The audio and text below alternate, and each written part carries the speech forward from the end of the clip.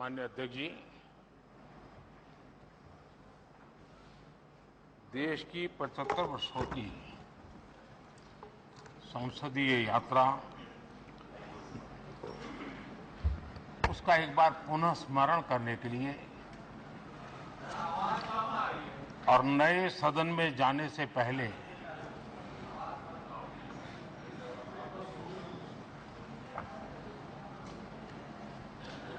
उन प्रेरक पलों को, इतिहास की महत्वपूर्ण घड़ी को स्मरण करते हुए आगे बढ़ने का ये अवसर है। हम सब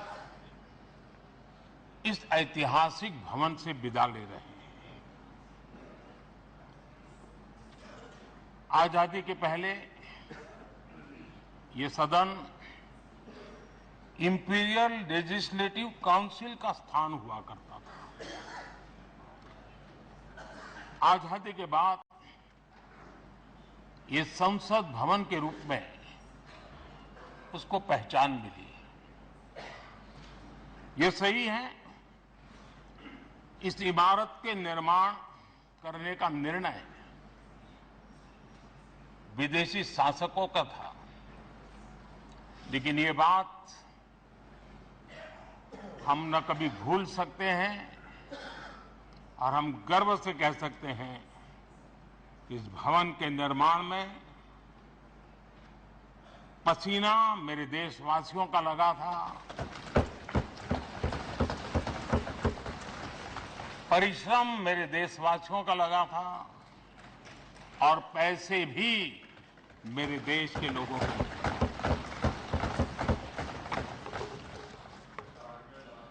इस 75 वर्ष की हमारी यात्रा ने अनेक लोकतांत्रिक परंपराओं और प्रक्रियाओं का उत्तम से उत्तम सृजन किया है और इस सदन में रहे हुए सबने उसमें सक्रियता से योगदान भी दिया है और साक्षी भाव से उसको देखा भी है। हम भले नए भवन में जाएंगे, लेकिन पुराना भवन भी, ये भवन भी आने वाली पीढ़ियों को हमेशा हमेशा प्रेरणा देता रहेगा।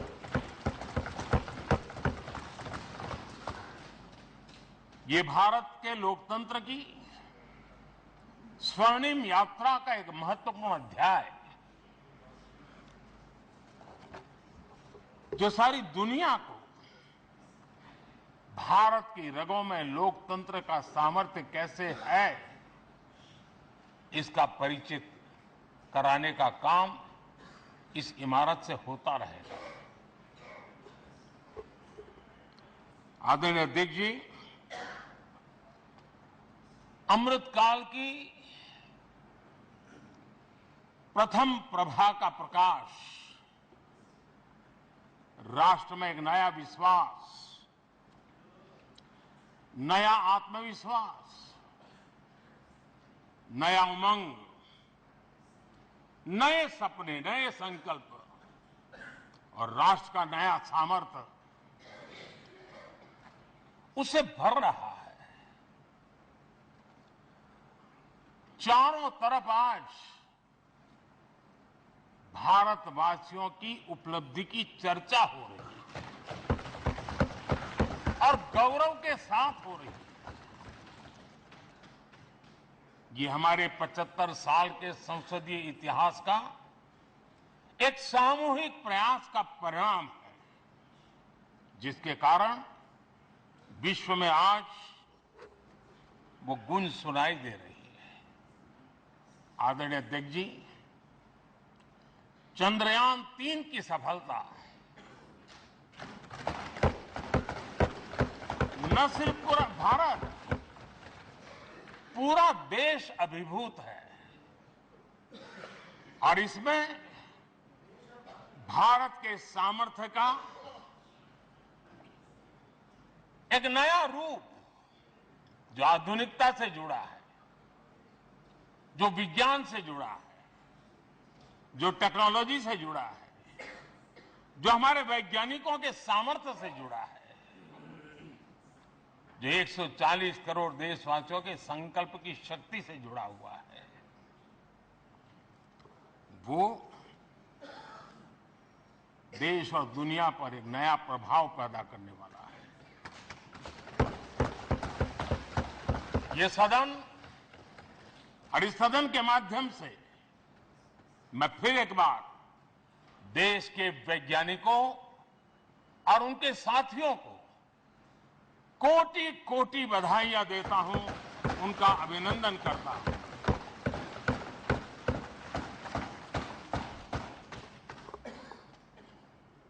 आदरणीय अध्यक्ष जी, ये सदन ने भूतकाल में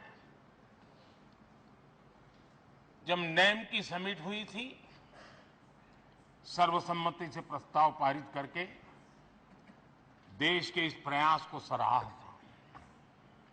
आज G20 की सफलता को भी आपने सर्वसम्मति से सराहा है। मैं मानता हूं देशवासियों का आपने गौरव बढ़ाया है। मैं आपका आभार व्यक्त करता हूं। G20 की सफलता 140 करोड़ देशवासियों की है। ये भारत की सफलता है, किसी व्यक्ति की सफलता नहीं है, किसी दल की सफलता नहीं है।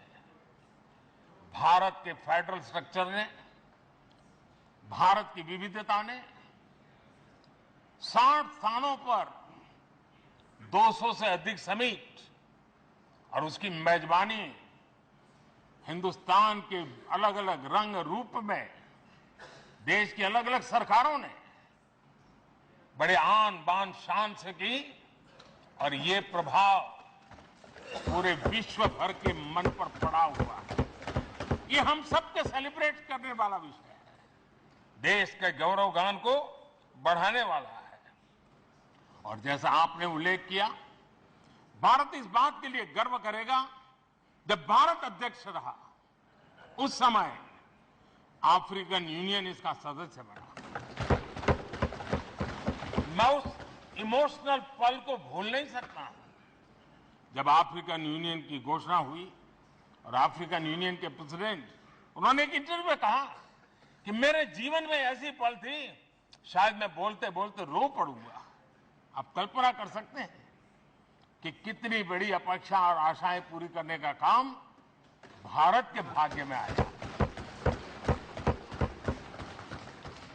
आदरणीय अध्यक्ष जी, भारत के प्रति शक करने का एक स्वभाव कई लोगों का बना हुआ है और जब आजादी मिली तब से चल रहा है। इस बार भी यही था, कोई डिक्लेरेशन नहीं होगा, असंभव है। लेकिन ये भारत की ताकत है कि वह भी हुआ और विश्व सर्वसम्मति से एक साझा घोषणा पत्र लेकर के आगे का रोड मैप लेकर के यहां से प्रारंभ हुआ है।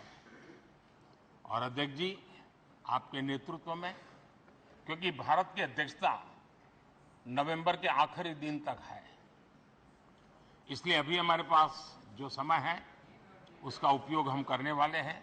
और आपकी अध्यक्षता में दुनिया भर के ये जो G20 के सदस्य हैं, P20 पार्लियामेंट के स्पीकर्स की एक समिट, जैसे आपने घोषणा की, सरकार का आपके इस प्रयासों को पूरा समर्थन रहेगा, पूरा सहयोग रहेगा।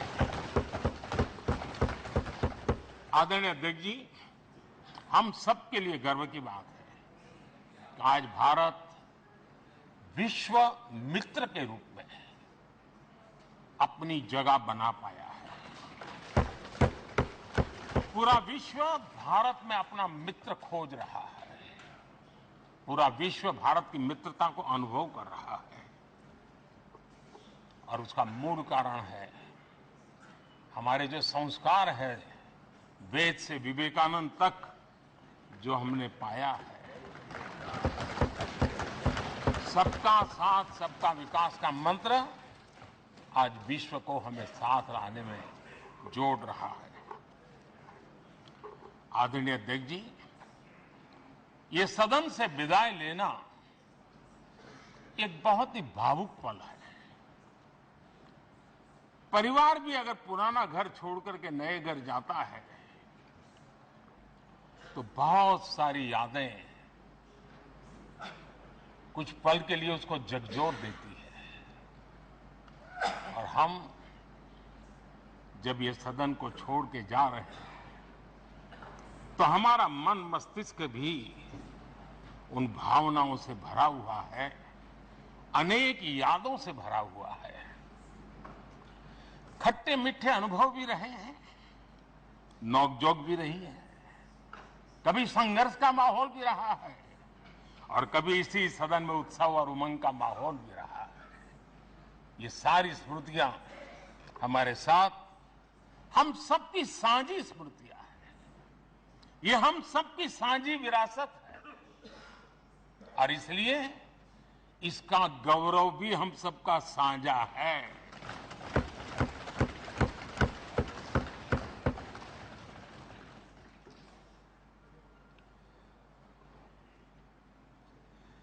आजाद भारत के नवनिर्माण से जुड़ी हुई अनेक घटनाएं इन 75 वर्ष में यही सदन में आकार लेती हुई हमने देखी है।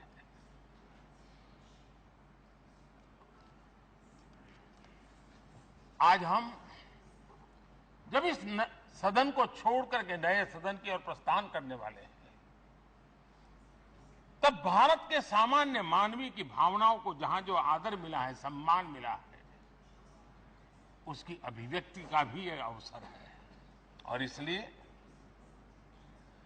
आदरणीय अध्यक्ष जी, मैं पहली बार जब संसद का सदस्य बना और पहली बार एक सांसद के रूप में इस भवन में मैंने प्रवेश किया तो सहज रूप से मैंने इस संसद भवन के डोर पक्ति पर अपना शीश झुका करके इस लोकतंत्र के मंदिर को श्रद्धा भाव से नमन करते हुए मैंने पैर रखा था। वो पल मेरे लिए भावनाओं से भरी हुई थी, मैं कल्पना नहीं कर सकता था। लेकिन भारत के लोकतंत्र की ताकत है, भारत के सामान्य मानवीय की लोकतंत्र के प्रति श्रद्धा का प्रतिबिंब है कि रेलवे प्लेटफॉर्म पर गुजारा करने वाला एक गरीब परिवार का बच्चा पार्लियामेंट पहुंच जाता है।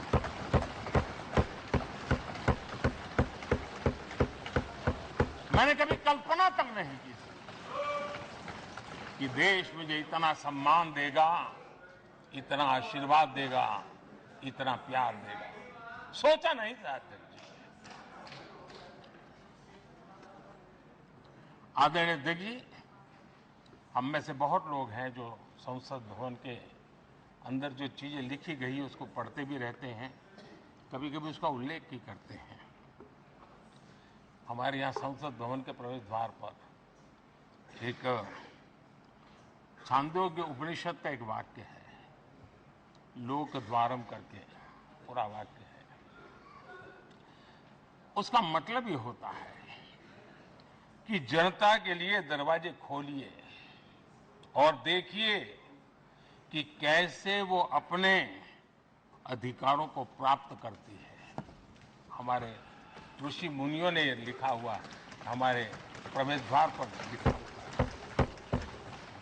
हम सब और हमारे पहले जो यहां रहे हैं वो भी इस सत्यता के साक्षी है। आदरणीय अध्यक्ष जी, समय रहते जैसे जैसे वक्त बदलता गया, ये हमारे सदन की संरचना भी निरंतर बदलती रही है और अधिक समावेशी बनती गई है। समाज के हर वर्ग का प्रतिनिधि विविधताओं से भरा हुआ इस सदन में नजर आता है। अनेक भाषाएं हैं, अनेक बोलियां हैं, अनेक पहरवेश हैं, अनेक खान-पान है। सदन के अंदर सब कुछ है और समाज के सभी तबके के लोग, चाहे वो सामाजिक रचना के हो, चाहे आर्थिक रचना के हो, चाहे गांव या शहर के हो, एक प्रकार से पूर्ण रूप से समावेशी वातावरण सदन में पूरी ताकत के साथ जन सामान्य की इच्छा आकांक्षाओं को प्रकट करता रहा है। दलित हो, पीड़ित हो, आदिवासी हो, पिछड़े हो, महिलाएं हो, हर एक का धीरे धीरे धीरे योगदान बढ़ता चला गया है। आदरणीय अध्यक्ष जी, प्रारंभ में महिलाओं की सदस्य संख्या कम थी, लेकिन धीरे धीरे माताओं बहनों ने भी इस सदन की गरिमा को बढ़ाया है। इस सदन के गरिमा में बहुत बड़ा बदलाव लाने में उनका योगदान रहा है। आदरणीय अध्यक्ष जी, प्रारंभ से अब तक एक मोटा हिसाब लगाता था, करीब 7,500 से अधिक जनप्रतिनिधि दोनों सदनों में मिलाकर के योगदान दे चुके हैं। इतने सालों में 7,500 से करीब ज्यादा। इस कालखंड में करीब 600 महिला सांसदों ने भी इस सदन की गरिमा को बढ़ाया है, दोनों सदन में। और आदरणीय अध्यक्ष जी, आप जानते हैं कि इस सदन में आदरणीय इंद्रजीत गुप्ता जी 43 ईयर, अगर मेरी गलती नहीं हो तो 43 ईयर इस सदन में लंबा समय बैठ करके इस सदन के साक्षी बनने का उनको सौभाग्य मिला। और यही सदन है आदरणीय अध्यक्ष जी जहां शकीकुर रहमान जी 93 की एज में भी सदन में अपना योगदान देते रहे, जबकि उनकी उम्र 93। और आदरणीय अध्यक्ष जी, ये भारत के लोकतंत्र की ताकत है कि 25 साल की उम्र की चंद्रमणि मुर्मू इस सदन की सदस्य बनी थी। सिर्फ 25 साल की उम्र की सबसे छोटी उम्र की सदस्य बनी थी। आदरणीय अध्यक्ष महोदय, वाद विवाद, कटाक्ष, ये सब कुछ हम सबने अनुभव किया है, हम सबने इनिशिएट भी किया है, कोई बाकी नहीं है। लेकिन उसके बावजूद भी शायद जो परिवार भाव हम लोगों के बीच में रहा है, हमारे पहले की पीढ़ियों में भी रहा है, जो लोग प्रचार माध्यमों से हमारे यहां का रूप देखते हैं और बाहर निकलते ही हमारा जो अपनापन होता है, परिवार भाव होता है, वो एक अलग ही ऊंचाई पर ले जाता है। और ये भी इस सदन की ताकत है, एक परिवार भाव। और उसके साथ साथ हम कभी कड़वाहट पाल करके नहीं जाते हैं। हम उसी प्यार से सदन छोड़ने के कई वर्षों के बाद भी मिल जाए तो भी उस प्यार को कभी भूलते नहीं है, उस स्नेह भरे याद दिनों को भूलते नहीं है। वो मैं अनुभव कर सकता हूं। आदरणीय अध्यक्ष जी, हमारे पहले भी और वर्तमान भी हमने कई बार देखा है कि अनेक संकटों के बावजूद भी, अनेक असुविधाओं के बावजूद भी सांसद सदन में आए हैं और उन्होंने शारीरिक पीड़ा भी असह्य हो तो भी सदन में एक सांसद के रूप में, जनप्रतिनिधि के रूप में अपना कर्तव्य निभाया है। ऐसी अनेक घटनाएं आज हमारे सामने हैं। गंभीर गंभीर बीमारियों के बावजूद भी कोई व्हीलचेयर में आना पड़ा, किसी को डॉक्टरों को बाहर खड़े रख करके अंदर आना पड़ता था, लेकिन सभी सांसदों ने कभी न कभी इस प्रकार से अपनी भूमिका निभाई। कोरोना काल हमारे सामने उदाहरण है। हर परिवार में रहता था कहीं बाहर जाए तो मौत तो बुलावा न दे दे, उसके बावजूद भी हमारे माननीय सांसद दोनों सदन में कोरोना काल के इस संकट की घड़ी में भी सदन में आए, अपना कर्तव्य निभाया। हमने राष्ट्र का काम रुकने नहीं दिया। आवश्यकता पड़ी, डिस्टेंस रखना भी था और बार बार टेस्टिंग भी करना पड़ता था। सदन में आते थे लेकिन मास्क पहनना पड़ता था। बैठने की रचना भी अलग अलग की, समय भी बदले गए। हर चीज के साथ राष्ट्र का काम रुकना नहीं चाहिए, इस भाव से सभी सदस्यों ने इस सदन को अपने कर्तव्य का महत्वपूर्ण अंग माना, संसद को चलाए रखा। और मैंने देखा है कि इस सदन से इतना लगाव लोगों का रहता है कि पहले कभी हम देखते थे कोई 30 साल पहले सांसद रहा होगा, कोई 35 साल पहले रहा होगा, लेकिन वो सेंट्रल हॉल तो जरूर आएगा। जैसे मंदिर जाने की आदत होती है, वैसे उनको सदन में आने की आदत है। इस जगह का लगाव बन जाता है, एक आत्मीय भाव से जुड़ाव हो जाता है। और ऐसे बहुत से पुराने लोग हैं जो आते जाते में मन करता है जरा चलो एक चक्कर काट ले। आज उनका जनप्रतिनिधि के नाते दायित्व नहीं है, लेकिन भूमि के प्रति उनका लगाव हो जाता है। ये सामर्थ्य होता है इस सदन का। आदरणीय अध्यक्ष महोदय, आजादी के बाद बहुत बड़े बड़े विद्वान लोगों ने बहुत आशंकाएं व्यक्त की थी। पता नहीं देश का क्या होगा, चल पाएगा कि नहीं चल पाएगा, एक रहेगा कि बिखर जाएगा, लोकतंत्र बना रहेगा नहीं, 50। लेकिन इस देश की संसद की ताकत है कि पूरे विश्व को गलत सिद्ध कर दिया और ये राष्ट्र पूरे सामर्थ्य के साथ आगे बढ़ता रहा। और इस विश्वास से कि हम भले आशंकाएं होंगी, घने काले बादल होंगे, लेकिन सफलता प्राप्त करते रहेंगे।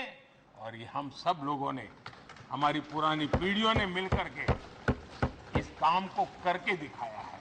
इसका गौरवगान करने का ये अवसर है।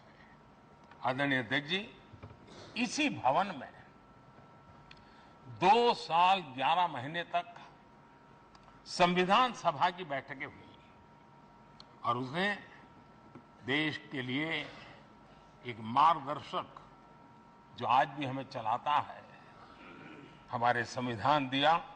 और 26 नवंबर 1949 को जो संविधान हमें मिला, वो 26 जनवरी 1950 को लागू हुआ। इन 75 वर्षों में सबसे बड़ा जो अचीवमेंट है वो ये है कि देश के सामान्य मानवी का इस संसद पर विश्वास बढ़ता ही गया है। और लोकतंत्र की सबसे बड़ी ताकत यही है कि इस महान संस्था के प्रति, इस महान इंस्टीट्यूशन के प्रति, इस व्यवस्था के प्रति उनका विश्वास अटूट रहे, विश्वास उनका बना रहे। इन 75 वर्षों में हमारी संसद ने जन भावनाओं की अभिव्यक्ति का भवन भी बना दिया। यहां जन भावनाओं की पुरजोश अभिव्यक्ति और हम देखते हैं राजेंद्र बाबू से लेकर डॉक्टर कलाम, रामनाथ जी कोविंद और अभी द्रौपदी मुर्मू जी, इन सब के संबोधन का लाभ हमारे सदनों को मिला है, उनका मार्गदर्शन मिला है। आदरणीय अध्यक्ष जी, पंडित नेहरू जी, शास्त्री जी, वहां से लेकर के अटल जी, मनमोहन सिंह जी तक एक बहुत बड़ी श्रृंखला जिसने इस सदन का नेतृत्व किया है और सदन के माध्यम से देश को दिशा दी है, देश को नए रंग रूप में ढालने के लिए उन्होंने परिश्रम किया है, पुरुषार्थ किया है। आज उन सबका गौरवगान करने का भी अवसर है। आदरणीय अध्यक्ष जी, सरदार वल्लभ भाई पटेल, लोहिया जी, चंद्रशेखर जी, आडवाणी जी, न जाने अनगिनत नाम, जिन्होंने हमारे इस सदन को समृद्ध करने में, चर्चाओं को समृद्ध करने के लिए, देश के सामान्य से सामान्य व्यक्ति की आवाज को ताकत देने का काम इस सदन में किया है। विश्व के भी अनेक राष्ट्राध्यक्षों ने हमारे इन सदनों को संबोधित करने का भी अवसर आए हैं और उनकी बातों में भी भारत के लोकतंत्र के प्रति आदर का भाव व्यक्त हुआ है। आदरणीय अध्यक्ष जी, उमंग उत्साह के पल के बीच भी कभी सदन की आंख से आंसू भी बहे। ये सदन दर्द से भर गया जब देश को 3 अपने प्रधानमंत्री उनको अपने कार्यकाल में ही खोने की नौबत आई। नेहरू जी, शास्त्री जी और इंदिरा जी। तब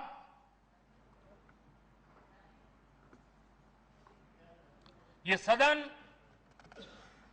अश्रुभीनी आंखों से उन्हें विदाई दे रहा था। आदरणीय अध्यक्ष जी, अनेक चुनौतियों के बावजूद भी हर स्पीकर ने, हर सभापति ने बेहतरीन तरीके से दोनों सदनों को सुचारू रूप से चलाया है और अपने कार्यकाल में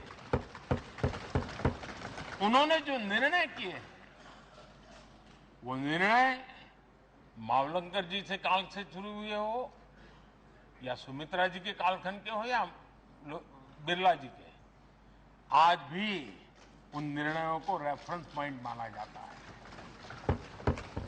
ये काम हमारे करीब 17 स्पीकर और उसमें 2 हमारी महिला स्पीकर ने भी, और मावलंकर जी से लेकर के सुमित्रा ताई तक और बिरला जी का मार्गदर्शन आज भी हमें मिल रहा है। हर एक ने अपनी अपनी शैली रही है, लेकिन उन्होंने सबको साथ लेकर के नियमों कानूनों के बंधन में इस सदन को हमेशा ऊर्जावान बनाए रखा है। मैं आज उन सभी स्पीकर महोदय को भी आज वंदन करता हूं, अभिनंदन करता हूं। आदरणीय अध्यक्ष जी, ये सही है कि हम जनप्रतिनिधि अपनी अपनी भूमिका निभाते हैं, लेकिन सातत्यपूर्ण तरीके से हमारे बीच जो एक टोली बैठती है, उनकी भी कई पीढ़ियां बदल गई है। कभी कागज लेके दौड़ के आते हैं, उनका भी योगदान कम नहीं है।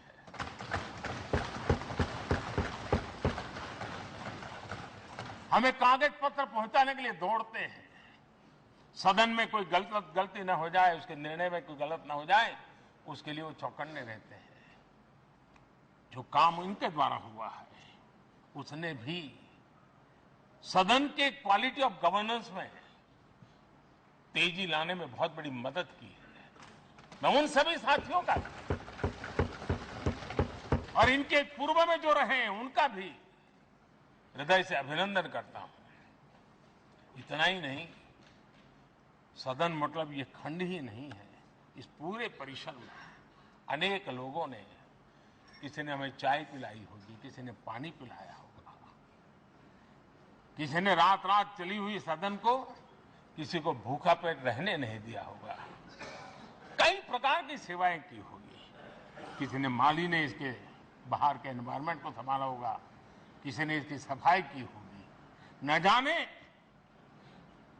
कितने ही अनगिनत लोग होंगे जिन्होंने हम सब अच्छे ढंग से काम कर सके और यहां जो काम हो वो काम देश को आगे बढ़ाने के लिए अधिक से अधिक तेजी से हो, उसके लिए जो माहौल बनाना, व्यवस्था बनाना, उसके लिए जिसने योगदान दिया है, मेरी तरफ से भी और इस सदन की तरफ से भी मैं उनका विशेष रूप से नमन करता हूं।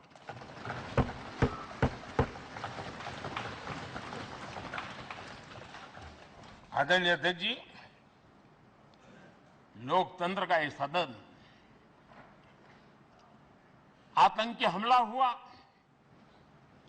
पूरे विश्व में यह आतंकी हमला एक इमारत पर नहीं था,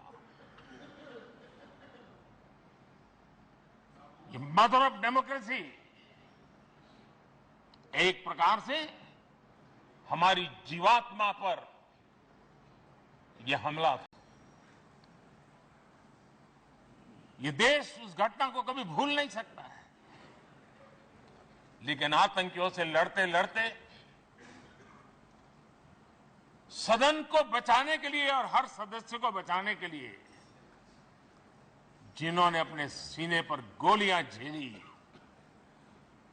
आज मैं उनको भी नमन करता हूं। हमारे बीच नहीं है, लेकिन उन्होंने बहुत बड़ी रक्षा की है। आदरणीय अध्यक्ष जी,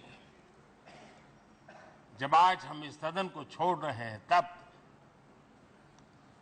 मैं उन पत्रकार मित्रों को भी याद करना चाहता हूं जिन्होंने जीवन में, कुछ लोग तो ऐसे हैं जिन्होंने पूरा जीवन अपने कार्यकाल में संसद के काम को ही उन्होंने रिपोर्ट किया है। एक प्रकार से वो जीवंत साक्षी रहे हैं।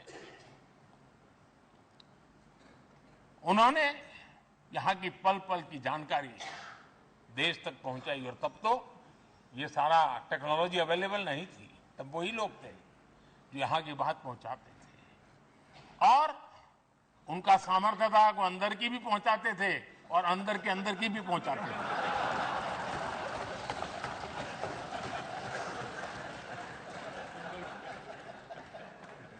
और मैंने देखा कि ऐसे पत्रकारिता जिन्होंने संसद को कवर किया, शायद उनके नाम जाने नहीं जाते होंगे, लेकिन इनके काम को कोई भूल नहीं सकता है। और खबरों को लिए नहीं, भारत की इस विकास यात्रा को संसद भवन से समझने के लिए उन्होंने अपनी शक्ति खपा दी थी।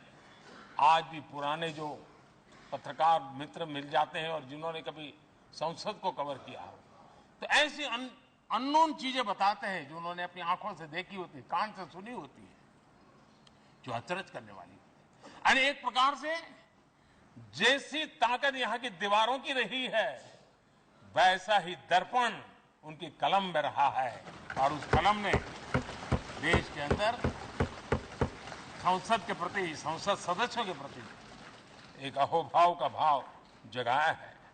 मैं आज कई पत्रकार बंधु होंगे जो रहे नहीं होंगे,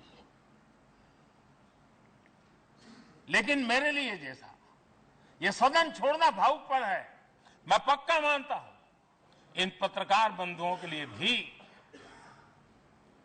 ये सदन छोड़ना उतना ही भावुक पल होगा, क्योंकि इनका लगाव हमसे भी ज्यादा रहे।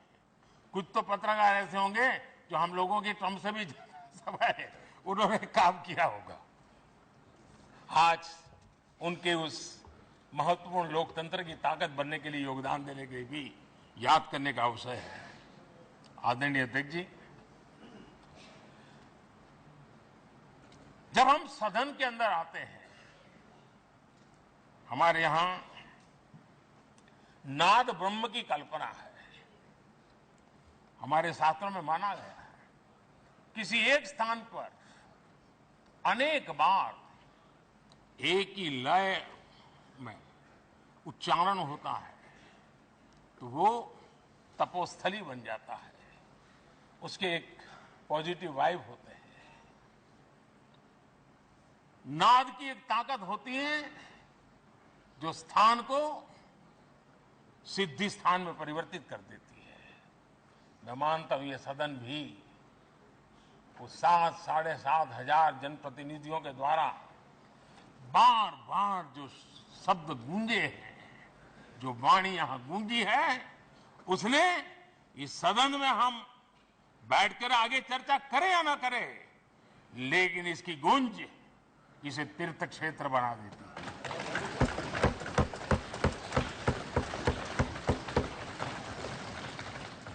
ये जागृत जगह बन जाती है और लोकतंत्र की प्रति श्रद्धा रखने वाला व्यक्ति आज से 50 साल के बाद भी जब यहां देखने के लिए भी आएगा तो उसे उस गुंज की अनुभूति होगी कि कभी भारत की आत्मा की आवाज यहां पर गूंजती थी। और इसलिए अध्यक्ष महोदय, ये वो सदन है जहां कभी भगत सिंह, बटुकेश्वर दत्त, उन्होंने अपनी वीरता सामर्थ्य से अंग्रेज सल्तनत को जगा दिया था बम का धमाका करके। वो बम की गूंज भी जो देश का भला चाहते हैं उनको कभी सोने नहीं देती। आदरणीय अध्यक्ष जी, ये वो सदन है जहां पंडित जी को इसलिए भी याद किएगा, अनेक बातों के लिए याद करेगा, लेकिन हम जरूर याद करेंगे इसी सदन में पंडित नेहरू का at the stroke of midnight की गूंज हम सबको प्रेरित करती रहेगी। और इसी सदन में अटल जी ने कहा था, वो शब्द आज भी गूंज रहे हैं इस सदन में, सरकारें आएगी जाएगी, पार्टियां बनेगी बिगड़ेगी, लेकिन ये देश रहना चाहिए।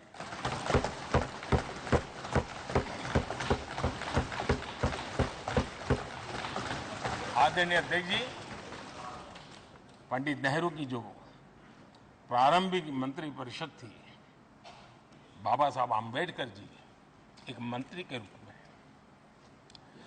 दुनिया की बेस्ट प्रैक्टिसेस भारत में लाने पर बहुत जोर दिया करते थे। फैक्ट्री कानून में अंतर्राष्ट्रीय सुझावों को शामिल करने पर बाबा साहब सर्वाधिक आग्रही रहे थे और उसका परिणाम आज देश को लाभ मिल रहा है। बाबा साहब आम्बेडकर ने देश को नेहरू जी की सरकार में वाटर पॉलिसी दी थी और उस वाटर पॉलिसी बनाने में बाबा साहब आम्बेडकर की बहुत बड़ी भूमिका रही थी। आदरणीय अध्यक्ष जी, हम ये जानते हैं कि भारत में बाबा साहब आम्बेडकर एक बात हमेशा कहते थे कि भारत में सामाजिक न्याय के लिए भारत का औद्योगिकरण होना बहुत जरूरी है, क्योंकि देश के दलित पिछड़ों के पास जमीन ही नहीं है, वो क्या करेगा? औद्योगिकरण होना चाहिए। और बाबा साहब इस बात को मान करके डॉक्टर श्यामा प्रसाद मुखर्जी, जो पंडित नेहरू के मंत्री थे, उन्होंने इस देश में और पहले वाणिज्य मंत्री के रूप में और उद्योग मंत्री के रूप में उन्होंने इंडस्ट्री पॉलिसी इस देश में लाई थी। आज भी कितनी ही इंडस्ट्री पॉलिसी बने, लेकिन उसकी आत्मा वही होती है जो पहली सरकार के थी और उनका भी बहुत बड़ा अहम योगदान रहा था। आदरणीय अध्यक्ष जी, लाल बहादुर शास्त्री जी ने 65 के युद्ध में हमारे देश के जवानों में का हौसला बुलंद करना, उनके सामर्थ्य के लिए को पूरी तरह राष्ट्र में झोंक देने की प्रेरणा इसी सदन में से दी थी लाल बहादुर शास्त्री का। और यहीं पर उन्होंने ग्रीन रिवॉल्यूशन के लिए एक मजबूत नींव लाल बहादुर शास्त्री जी ने रखी थी। आदरणीय अध्यक्ष जी, बांग्लादेश की मुक्ति का आंदोलन और उसका समर्थन भी इसी सदन ने इंदिरा गांधी के नेतृत्व में किया था। यही इसी सदन ने इमरजेंसी में लोकतंत्र पर होता हुआ हमला भी देखा था और इसी सदन ने भारत के लोगों की ताकत को एहसास कराते हुए मजबूत लोकतंत्र की वापसी भी इसी सदन ने देखी थी। वो राष्ट्रीय संकल्प भी देखा था, ये सामर्थ्य भी देखा था। आदरणीय अध्यक्ष जी, ये सदन इस बात का हमेशा ऋणी रहेगा क्योंकि इसी सदन में हमारे पूर्व प्रधानमंत्री चरण सिंह जी ने ग्रामीण मंत्रालय का गठन किया था, रूरल डेवलपमेंट मिनिस्ट्री। इसी सदन में मतदान की उम्र 21 से 18 करने का निर्णय हुआ था और देश की युवा पीढ़ी को इसका योगदान देने के लिए प्रेरित किया गया, उत्साहित किया गया था। हमारे देश ने गठबंधनों की सरकारें देखी, पीपी सिंह जी हो, चंद्रशेखर जी, और बाद में एक सिलसिला चला। लंबे अरसे से दिशा में देश जा रहा था, आर्थिक नीतियों के बोझ तले देश दबा हुआ था, लेकिन नरसिम्हा राव की सरकार थी जिन्होंने हिम्मत के साथ पुरानी आर्थिक नीतियों को छोड़ करके नई राह पकड़ने का फैसला किया था, जिसके आज देश को परिणाम मिल रहे हैं। अटल बिहारी वाजपेयी जी का सरकार भी हमने इसी सदन में देखी। सर्व शिक्षा अभियान देश में आज वो महत्वपूर्ण बन गया है। आदिवासी कार्यालय मंत्रालय अटल जी ने बनाया, नॉर्थ ईस्ट का मंत्रालय अटल जी ने बनाया। न्यूक्लियर टेस्ट भारत के सामर्थ्य का परिचायक बन गया। और इसी सदन में मनमोहन जी की सरकार कैश फॉर वोट को भी, उस कांड को भी सदन ने देखा है। आदरणीय अध्यक्ष जी, सबका साथ सबका विकास का मंत्र, अनेक ऐतिहासिक निर्णय, दशकों से लंबित विषय, उनका स्थायी समाधान भी इसी सदन में हुआ। आर्टिकल 370, ये सदन हमेशा हमेशा गर्व के साथ कहेगा कि सदन के कारण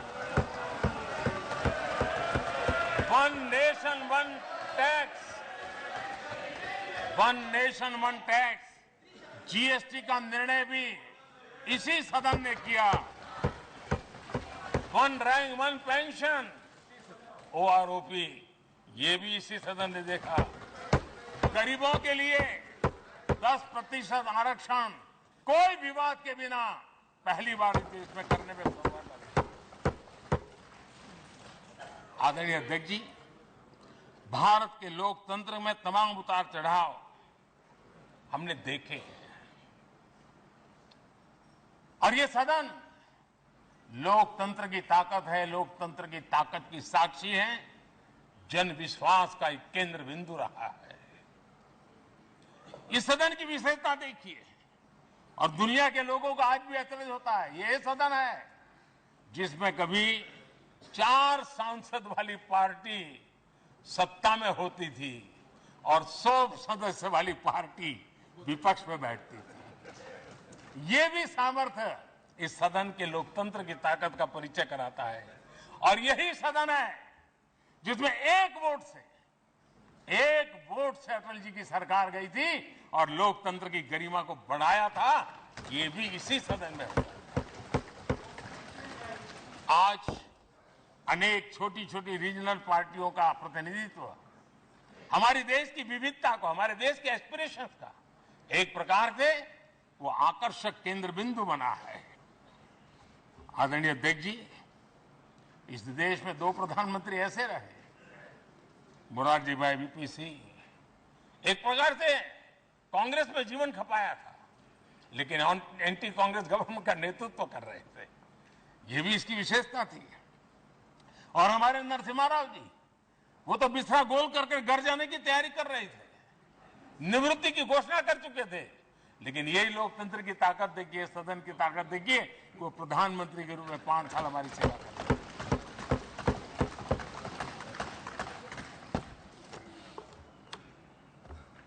आदरणीय अध्यक्ष जी, सबकी सहमति से कठिन से कठिन कार्य होते हुए हमने देखे हैं। 2000 की साल थी, अटल जी की सरकार थी। इसी सदन ने 3 राज्यों का गठन सर्व स्वीकृति से किया और बड़े उमंग उत्साह से किया। जब छत्तीसगढ़ की रचना हुई तो उत्सव छत्तीसगढ़ ने भी मनाया, उत्सव मध्य प्रदेश ने भी मनाया। जब उत्तराखंड की रचना हुई तो उत्सव उत्तराखंड ने भी मनाया, उत्सव उत्तर प्रदेश ने भी मनाया। जब झारखंड की रचना हुई तो उत्सव झारखंड ने भी मनाया, उत्सव बिहार ने भी बताया। ये हमारे सदन का सामर्थ्य, सब सहमति का वातावरण बना करके।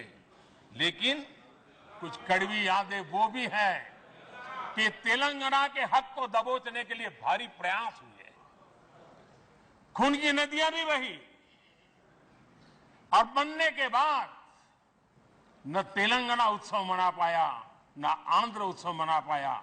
एक कटुता के बीज बो दिए गए। अच्छा होता उसी उमंग और उत्साह के साथ हम तेलंगाना का निर्माण करते तो एक नई ऊंचाई पर आज तेलंगाना पहुंच चुका होता। आदरणीय अध्यक्ष जी, संविधान सभा ने,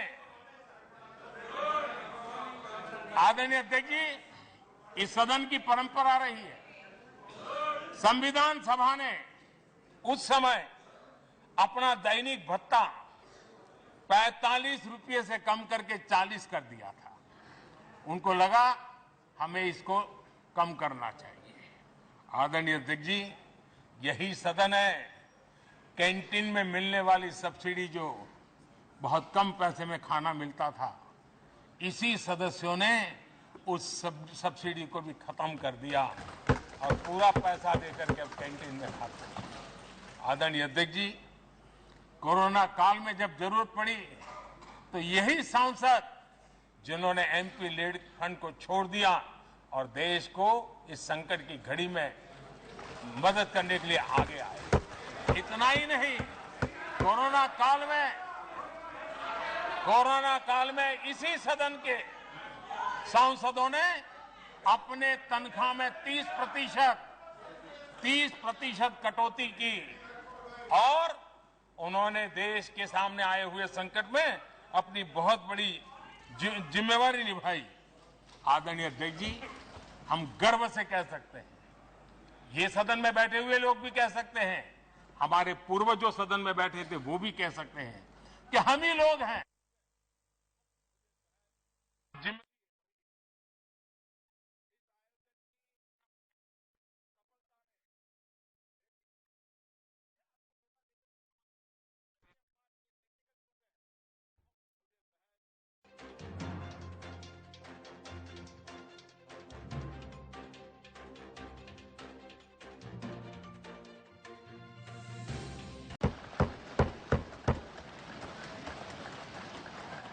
भारत के मंदिरों से बनी हुई हर एक दीवार के हर एक ईंटे को प्रणाम करता हूं और पिछले 75 साल में भारत के लोकतंत्र को नया सामर्थ्य शक्ति देने वाले हर गुंज को, उस नाद ब्रह्म को नमन करते हुए मेरी वाणी को विराम कर देता हूं। बहुत बहुत धन्यवाद।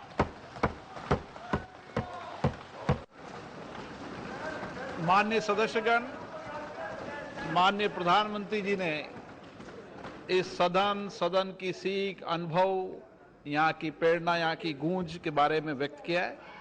मैं ये अपेक्षा करूंगा कि आज का दिन इसी तरीके से सकारात्मक वातावरण